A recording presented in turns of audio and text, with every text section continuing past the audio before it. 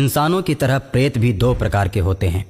कुछ प्रेत आत्मा अच्छी होती है जो लोगों का भला करती है, और कुछ आत्माएं बुरी होती हैं जो तबाही मचाती हैं। आज वैसी ही दो आत्माओं की कहानी मैं आपको सुनाने जा रहा हूँ। मोहन और रामू बहुत ही अच्छे दोस्त थे। दोनों ही सैनिक बनकर देश सेवा करना चाहते थे। दोनों हमेशा एक साथ रहते थे, एक साथ खेलते कूदते थे और एक साथ ही स्कूल जाया करते थे। एक दिन उनके स्कूल में एक नया टीचर आया। आते ही बच्चों को उसने अपना परिचय दिया। बच्चों, मेरा नाम अशोक है। मैं तुम लोगों का फिजिकल टीचर हूं और कल से मैं तुम लोगों को अच्छे अच्छे खेल सिखाऊंगा। शरीर को स्वस्थ रखने के लिए व्यायाम बताऊंगा। टीचर की बात सुनकर मोहन और रामू बहुत ही खुश हो जाते हैं। दोनों ने मन में सोचा, व्यायाम और खेल दोनों ही सैनिक बनने के लिए बहुत ही जरूरी है। एक दिन स्कूल में फुटबॉल प्रतियोगिता हो रही थी। मोहन और रामू एक ही टीम में थे और वो दोनों बहुत ही अच्छा खेल खेल रहे थे। इन दोनों की वजह से उनकी टीम ये प्रतियोगिता जीत जाती है। सभी टीमों को उनकी टीम पराजित कर देती है और गोल्ड मेडल लेकर आती है। प्रधानाचार्य दोनों की बहुत ही तारीफ करते हैं। मोहन और रामू, तुम दोनों ये मत सोचना कि बहुत अच्छे खिलाड़ी हो।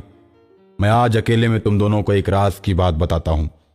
मैं कोई टीचर नहीं, मैं एक शैतान हूं और वो मेरा जादुई फुटबॉल था जिसके बल पर तुम लोगों ने प्रतियोगिता जीती। इन दोनों से बात करते करते अशोक का मुंह पीछे की ओर मुड़ जाता है और डरावना लगने लगता है। और हां, अगर मेरा ये राज तुमने किसी को बताया तो मैं तुम दोनों को मार दूंगा।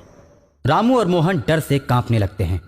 स्कूल से घर जाते समय टीचर के बारे में बात करते हुए जाते हैं। यार मोहन, मुझे उस टीचर की नीयत कुछ ठीक नहीं लग रही। क्लास में बच्चों को हमेशा घूरता ही रहता है। इस तरह तो वो हम सबको डरा डरा के ही मार डालेगा। हमें उसके बारे में कुछ करना चाहिए। अरे यार, कर भी क्या सकते हैं? वो भूत टीचर कुछ भी करने पर हम दोनों को मार डालेगा। वे दोनों आपस में बात करते हुए घर चले जाते हैं। रामू घर जाकर उल्टी सीधी हरकतें करने लगता है। कभी खाने की मेज को पलट देता है तो कभी घर का आईना तोड़ देता है। रामू, आज क्या हो गया है? पहले तो तुम ऐसा नहीं करते थे। रामू का चेहरा टीचर के रूप में एकदम से बदल जाता है। शालिनी मैडम, आपने मुझे पहचाना नहीं? मैं आपके स्कूल का बॉयफ्रेंड अशोक हूं।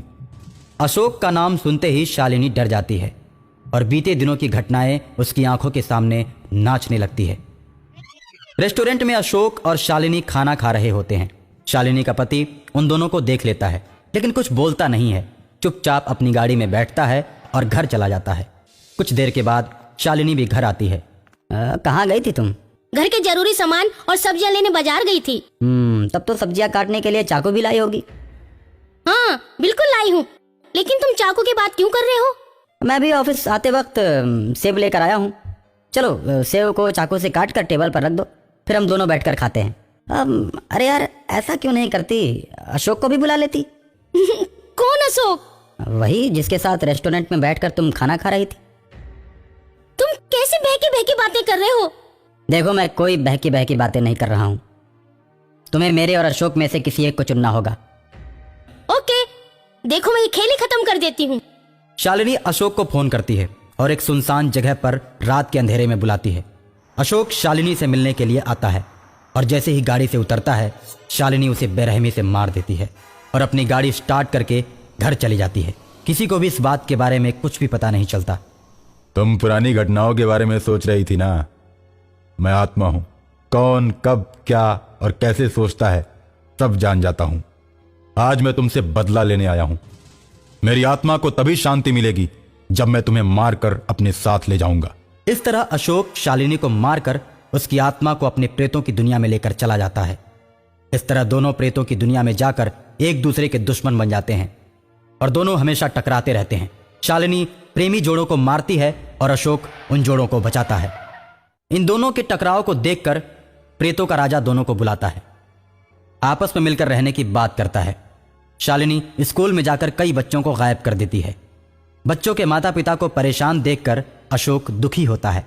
शालिनी की कैद से बच्चों को छुड़ाकर आजाद कर देता है।